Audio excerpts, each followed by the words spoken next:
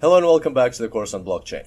And today we're talking about segregated witness, SegWit. You may have heard this term, and today we're going to get like a brief overview of what it's all about. We're not going to go into the technical details behind it, but briefly we'll discuss what SegWit is all about, why it's important, and so that you're prepared for these conversations if you ever need to have them. Alright, so let's have a look. This is our block. And block 500,112. It's just a made-up block, of course. And as you can see, it's got quite a few things inside this block. It's got the block number, timestamp, nonce, previous hash, and so on. There's actually a couple of other things, and all of those are called the block header combined, because they are not the transactions. They're not the actual contents. They are just like a something that goes along with the block, additional information. Whereas the transaction, that's the main body of the block, the transactions. And so in Bitcoin, there's a limit. There's a limit to 1 megabyte for the size of the block. And this was included in the original design.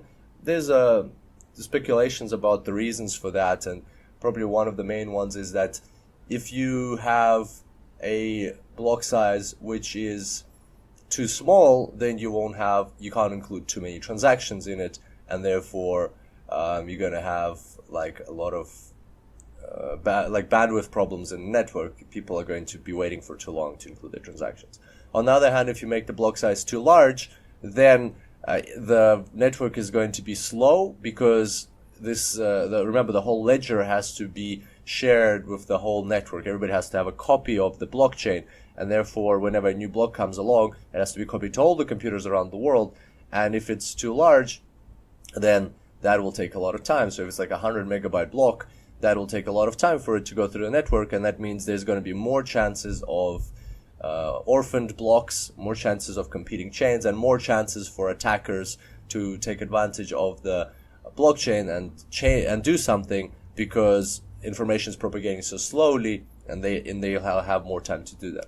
So the middle ground is decided to be 1 megabyte, but and the Bitcoin blockchain has been working good with it, but recently it's been towards people have been noticing, like last year in 2017, people have been noticing that it's been slow, and sometimes there've been transaction backlogs, and so they try to solve the problem. How can we solve this problem? How can we get more bandwidth in the network?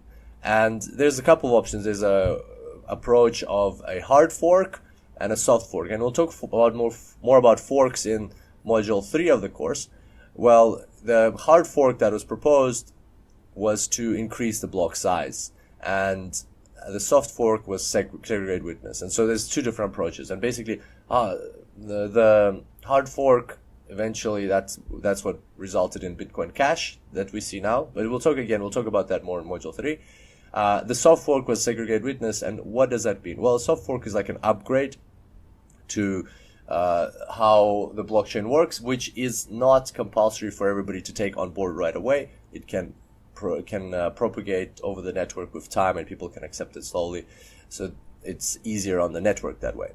And so what segregated witness does is it looks at the contents of an individual transaction. So here's our transaction.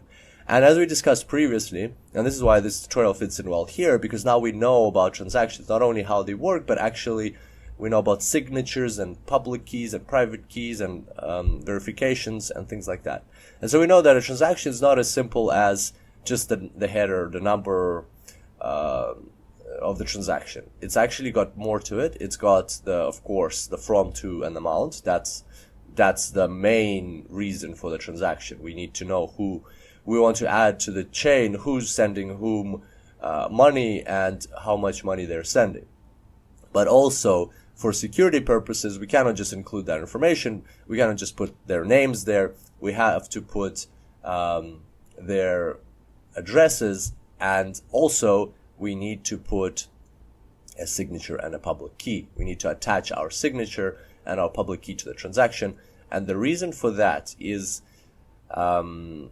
because we need the nodes to be able to verify who has signed the transaction, and has it been signed by the person who actually holds the private key behind that public key.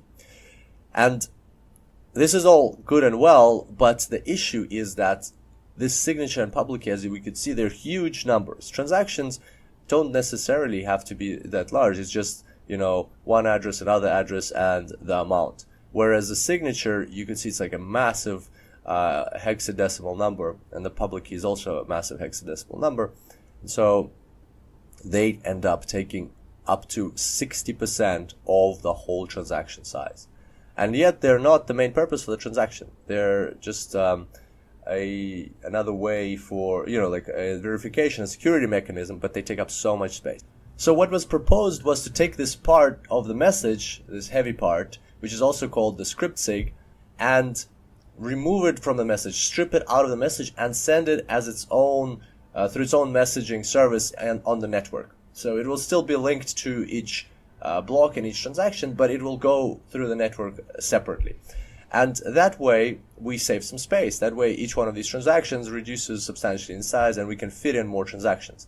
And the key thing here is that you might hear that the SegWit increased because the SegWit was adopted by the blockchain network on the 24th of August 2017, and slowly started seeing more and more nodes uptake SegWit type of blocks being sent around. And the thing is, because it's soft fork, it's backward compatible, meaning that even nodes that didn't accept SegWit, they still participate and everything is working fine. So what you might hear is that SegWit increased the block size to 204 megabytes. Well, that's not true. The way to think about it, technically it's not true. The block size is still 1 megabyte. It's not going to change. It requires a hard fork to change that, and the result, you end up with something like Bitcoin Cash. You might have a split in the network if you want that to happen. Again, we'll talk about forks further down in the course, but if that's not something that you can change easily, it's still 1 megabyte. What people mean when they say that the block size increased, and I'm doing floating quotation marks here with my fingers, the block size increased to 2 megabytes, is what they're saying is that now you can include, where you could include previously, you limited to 1 megabyte of data.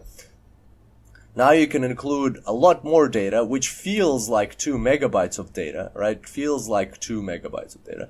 But at the same time, because these things are getting stripped, and it's about 60%, so even more, if you can even include a bit more than what feels like 2. People say like it can get up to 4 megabytes. But the point is, like, in comparison to what you had previously, if you're including X transactions previously, now you can include like more than 2X transactions. So it's as if you're including 2 megabytes of data in the block, but in reality, this part is getting stripped out and is being sent separately. So in the end, you're just ending up with still 1 megabyte of data in the block, just more transactions.